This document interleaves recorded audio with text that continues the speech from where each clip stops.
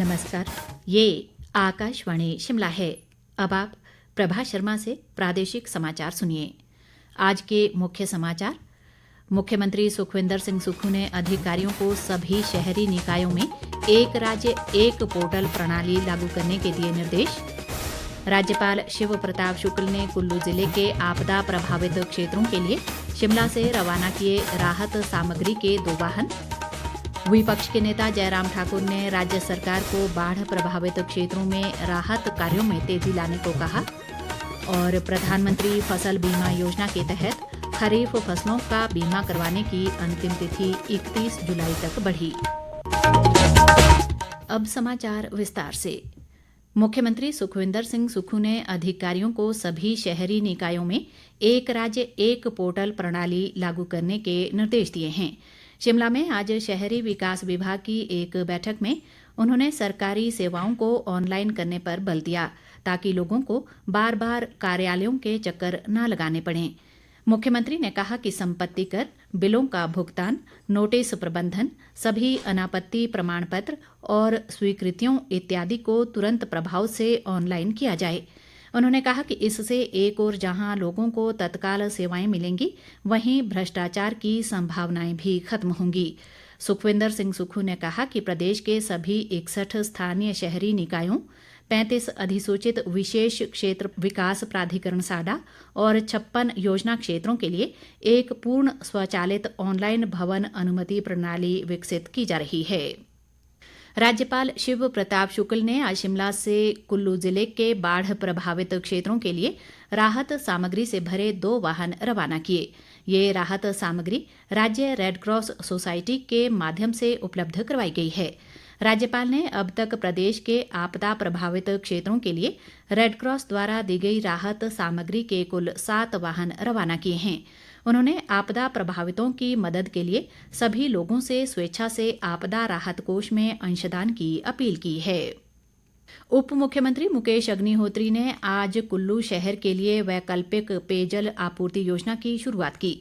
उन्होंने सोमा उठाऊ पेयजल योजना का निरीक्षण करने के बाद ये वैकल्पिक व्यवस्था शुरू की, जो सरवरी पेयजल योजना की पुनर्बहाली तक जारी रहेगी। मुकेश अग्निहोत्री ने कहा कि सरवरी से कुल्लू के लिए पेयजल योजना की मुरम्मत को लेकर 3 करोड़ 15 लाख रुपए जारी किए गए हैं। उन्होंने बताया कि प्रदेश भर में भारी वर्षा व बाढ़ से क्षतिग्रस्त पेयजल योजनाओं को युद्ध स्तर पर सुचारू बनाया जा रहा है। स्वास्थ्य व परिवार कल्याण मंत्री कर्नल धनीराम शांडिल ने आज सोलन विधानसभा क्षेत्र की काहला व सायरी ग्राम पंचायतों के अनेक गांवों का दौरा कर भारी वर्षा से हुए नुकसान का जायजा लिया। उन्होंने दाउंटी गांव में वर्षा से प्रभावित मकानों का निरीक्षण कर अधिकारियों को मुआवजे के संबंध में आवश्यक दिशा निर्देश जारी किए। कर्नल शांडिल ने कहा कि सोलन जिले में भारी वर्षा से अब तक 365 करोड़ रुपए का नुकसान आंका गया है। इस मौके पर शांडिल ने मौके पर जाकर लोगों का दुख दर्द जाना और उन्हें सरकार की ओर से हर संभव मदद का आश्वासन दिया। शिक्षा मंत्री रोहित ठाकुर ने आज ठियोग हाटकोटी सड़क पर भारी वर्षा से हुए नुकसान का जायजा लिया और अधिकारियों को आवश्यक दिशा निर्देश जारी किए। उन्होंने कोटखाई में अधिकारियों के साथ बैठक की और नुकसान का जल्द आकलन करने के निर्देश दिए। शिक्षा मंत्री ने कहा कि आपदा की इस घड़ी में राज्य सरकार लोगों के साथ खड़ी है और आपदा राहत मैनुअल के तहत मुआवजा प्रदान किया जाएगा। रोहित ठाकुर ने सभी विभागों से आपसी तालमेल से काम करने का आह्वान किया ताकि मूलभूत सेवाओं को जल्द बहाल किया जा सके। प्रदेश भाजपा अध्यक्ष राजीव बिंदल ने राज्य सरकार पर जनविरोधी निर्णय लेने का आरोप लगाया है। उन्होंने कहा कि डीजल के दाम बढ़ने के बाद ट्रकों, मालवाहक गाड़ियों और टैक्सियों के भाड़े में भी बढ़ोतरी हो गई है, जिसका सीधा असर आम जनमानस पर पड़ा है। बिंदल ने कहा कि एक ओर जहां 10 झूठी गारंटियां देकर कांग्रेस सत्ता में आई है और अब आर्थिक संसाधन बढ़ाने का झूठ बोलकर डीजल के दाम बढ़ा दिए हैं। उन्होंने कहा कि सड़कें बंद होने से टमाटर, शिमला मिर्च और सेब सहित कई फसलें मंडियों तक नहीं पहुंच पा रही हैं, जिससे किसानों व बागवानों को नुकसान हो रहा है। बिंदल ने आरोप लगाया कि सड़कों को बहाल करने में राज्य सरकार नाकाम रही है और किसानों को अपने पैसे देकर सड़कें खुलवानी पड़ रही हैं। शिमला जिले में ननखड़ी तहसील के ननखड़ी पंडाधार मार्ग पर बीती रात सड़क धंसने से एक गाड़ी के खाई में गिरने से 3 लोगों की मौत हो गई। ये हादसा सड़क का कुछ हिस्सा पूरी तरह टूटने के कारण हुआ।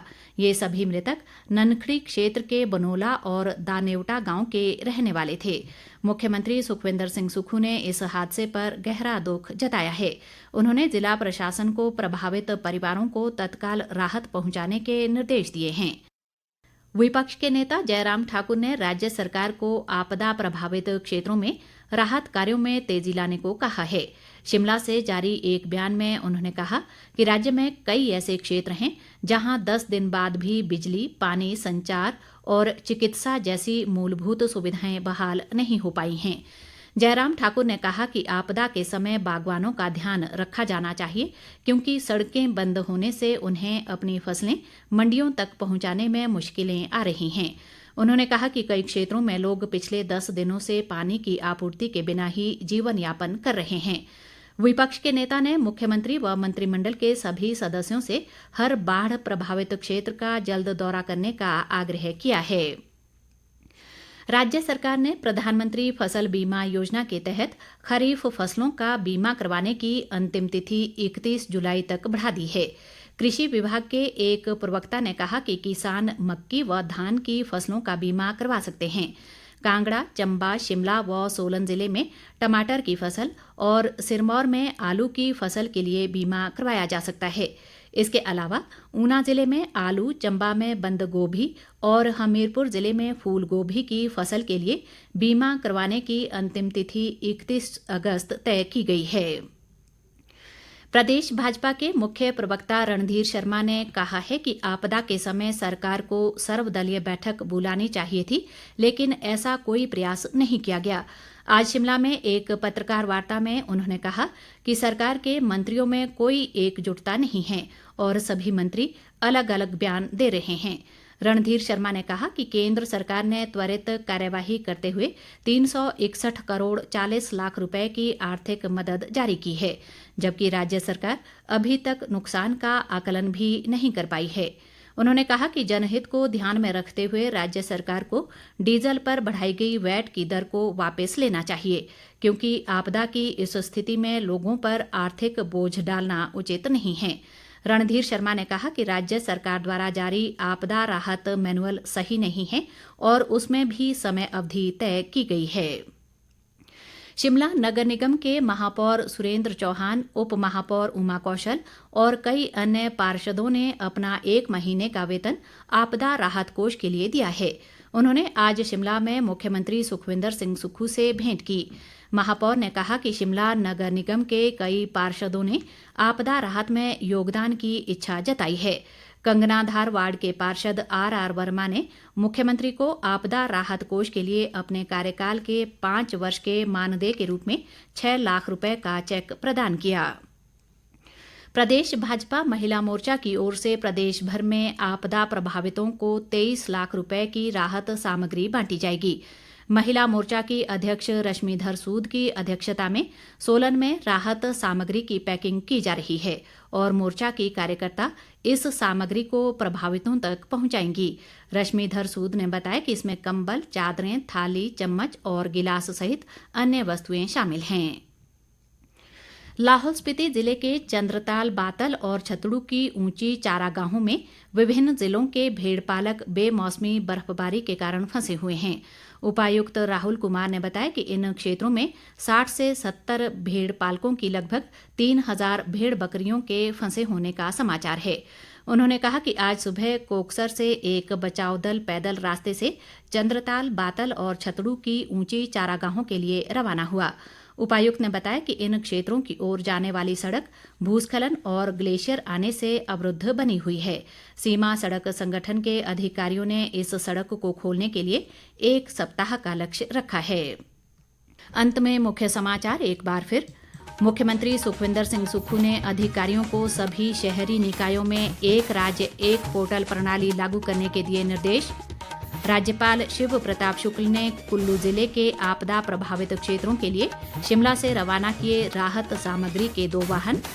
विपक्ष के नेता जयराम ठाकुर ने राज्य सरकार को बाढ़ प्रभावित क्षेत्रों में राहत कार्यों में तेजी लाने को कहा। और प्रधानमंत्री फसल बीमा योजना के तहत खरीफ फसलों का बीमा करवाने की अंतिम तिथि 31 जुलाई तक बढ़ी। इसके साथ ही ये समाचार बुलेटिन समाप्त हुआ। नमस्कार।